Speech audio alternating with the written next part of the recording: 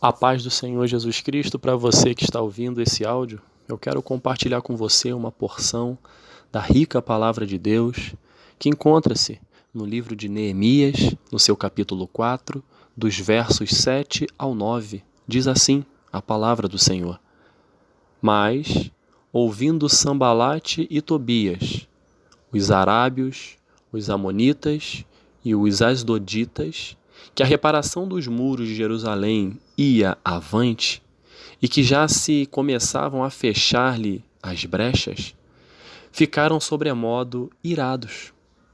Ajuntaram-se todos de comum acordo para virem atacar Jerusalém e suscitar confusão ali. Porém, nós oramos ao nosso Deus e, como proteção, pusemos guarda contra eles de dia e de noite. Eu quero compartilhar um título que Deus colocou no meu coração acerca desta reflexão, que diz assim: querem frustrar os seus sonhos? É uma pergunta. Neemias, ele se levantou para cumprir a missão de reedificar os muros de Jerusalém que foram derribados. Ele se levantou para reedificar a cidade que estava totalmente destruída. Seus conterrâneos, eles foram levados cativos, e os que ficaram viviam em miséria. Era o clima do caos que o povo de Neemias estava vivendo.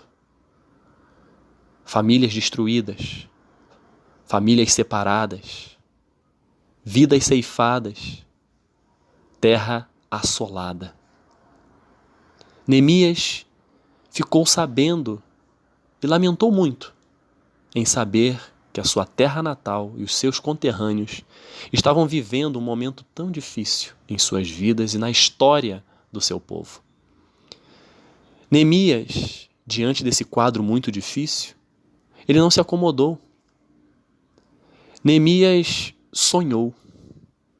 Neemias projetou. A partir do momento que ele tomou conhecimento da situação difícil que o seu povo, que a sua terra estavam vivendo, ele clamou, ele chorou, ele lamentou, mas ele não ficou parado. Ele passou a projetar, a sonhar e a agir. Ele não se acomodou diante do caos, diante da dificuldade. Daí vem o primeiro ensinamento para nós. Independente da luta e dificuldade que venhamos a passar, nós vamos ter tempo de lamentar, nós vamos ter tempo de chorar, nós vamos ter tempo de clamar, mas não podemos ficar acomodados e parados. Neemias tinha parente nesta terra, parentes que estavam sofrendo, e ele sofreu junto. Ele passou por tudo isso que eu falei, mas ele não se acomodou. E ele tinha tudo para se acomodar. Ele era copeiro do rei. Ele tinha uma vida estável. Ele tinha uma estabilidade que poucos tinham à sua época. Ele gozava de prestígio junto ao rei e à sua esposa. Ele tinha tudo contribuía para ele ficar acomodado. Daqui eu não saio, daqui ninguém me tira. Porque aqui está tranquilo. Eu como da mesma comida do que o rei. Eu bebo da mesma bebida que o rei. Eu tenho estabilidade e conforto. Mas diante do caos, diante da dificuldade, ele sonhou. Ele sonhou ver a sua cidade reconstruída. Os muros foram derribados. A cidade estava totalmente destruída. E ele sonhou. No coração de Neemias, ele tinha um sonho de ver a sua cidade reconstruída, os muros reedificados. E Deus colocou isso no coração dele. E ele pediu a permissão e a ajuda do rei, onde ele era o copeiro, a esse rei, para poder ajudá-lo. Aí Deus deu a Neemias estratégia para essa reconstrução. Ele estava no lugar certo, caro ouvinte, para poder ser usado por Deus para reedificar a sua terra e abençoar o seu povo. Como o copeiro do rei, o rei deu cartas, como se fosse um passaporte. Olha, você vai poder passar pelos reinos e ninguém vai te parar. Você vai passar, vou inclusive conceder a você a oportunidade de ser levado pelo meu exército. Você vai passar pelos reinos com uma carta e você vai chegar ao destino. Primeira bênção que Deus deu dentro dessa estratégia. E a segunda, se ele estava indo reedificar os muros, à época ele precisava de madeira. E o próprio rei também, junto com Asaf, que era o responsável, separou madeiras para que ele pudesse levar e lá dar início à reedificação desses muros. Quando Neemias conseguiu unir o povo, quando Neemias chegou ao local, uniu o povo para iniciar a reconstrução, para iniciar a reedificação, veio sobre ele as famosas vozes contrárias. Aquelas vozes que diz, não vai dar certo. Você? Quem é você? Está se achando? Que sonho é esse? Algo totalmente destruído, você sonha em reconstruir? Quem é você? Quem são vocês? Por isso que nós lemos no início, Sambalat, Tobias, e nesses versículos que nós lemos não consta, mas também tinha um terceiro chamado Gesem, eles se levantaram contra e passaram a ironizar e ameaçar as ideias de Neemias, ideias de reconstrução.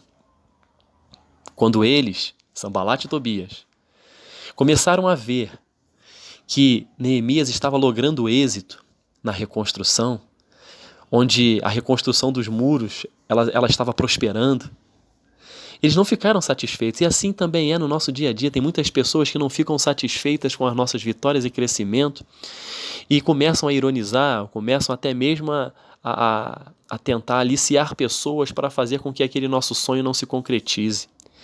E esses dois, Sambalat e Tobias, aliciaram pessoas para atacar Jerusalém, atacar mesmo, e criar ali um ambiente de confusão. Neemias, vendo que esses seus opositores estavam em conluio contra essa reconstrução, contra este sonho, estabeleceu uma estratégia que muito nos ensina.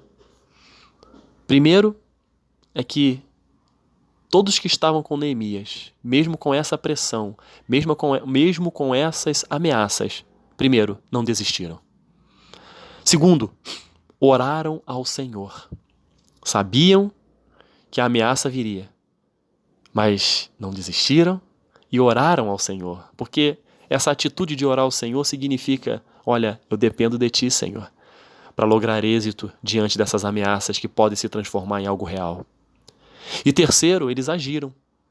É algo que temos que aprender. As coisas, muitas das vezes, não caem do céu. Deus é um Deus justo.